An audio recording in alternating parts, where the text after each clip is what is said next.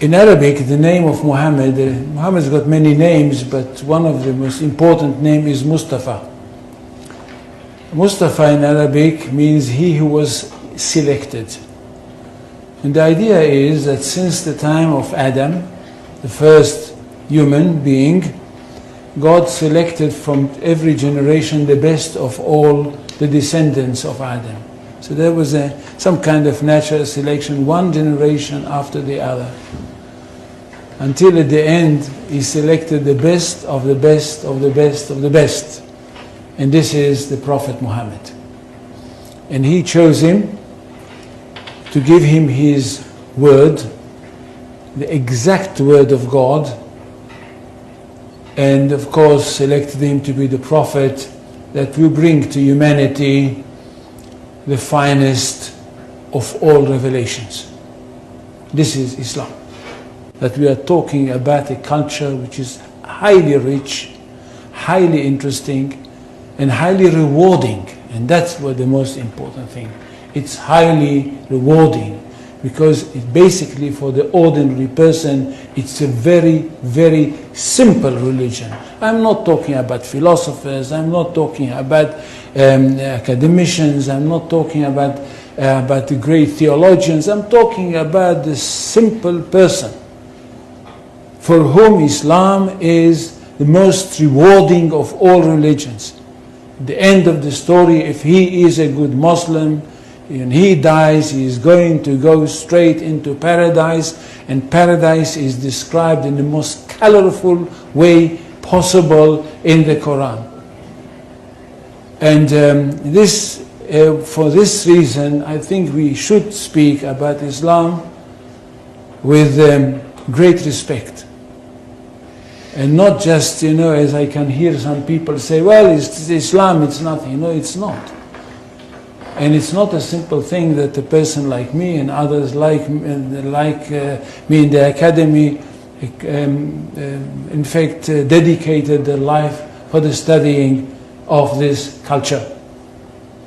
Now, Islam is not a religion in the ordinary, simple way of thinking. Islam is a culture which comprises everything. And most of all, it is a culture based on revelation, and it is a culture which is based on a legal system. It is basically a legal system. It is a legal system which comprises everything. It comprises the life of the individual, it comprises the life of the society, it comprises the state. That's one thing. Secondly, it is a world religion. It's not like Judaism, which is not a world religion. It is connected with the chosen people and it's only for them. And it's not connected with the territory of the world, it's connected with one small country. Islam is a world religion connected with the world, and it wants to establish world order. For Islam, the whole world is one state. And all the people of the world are those people who live in this one state. Now when Muhammad came with this idea, the words came from God to him. And it says, I don't know how many, do any people know Arabic here?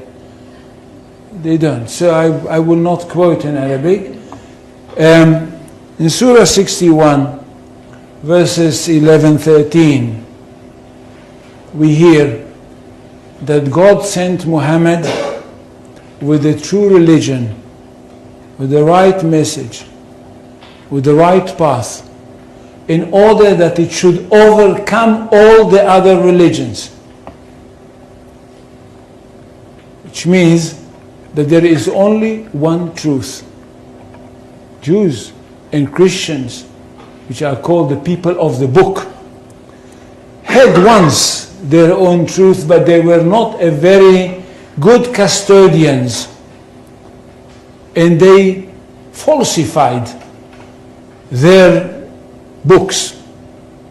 That's why Allah had to send another prophet, a modern prophet, that should bring the last word of God and the only word of God to humanity. This is the Quran.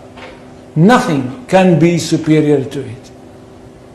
And because of that, this religion is regarded to be one that stands on top of everything else.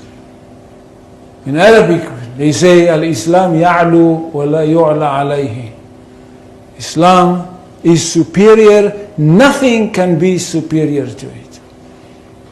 Which means we are talking about not only the final word of God, not only about the finest word of God, but the truest of all revelations. Now what does the community have to do? The community of the believers. Those people that were lucky enough to have their hearts open and to have accepted the call of the Prophet Muhammad. What do they have to do? They have a mission in this world, to bring the word of God to the whole universe, or if you want, to the whole of this planet.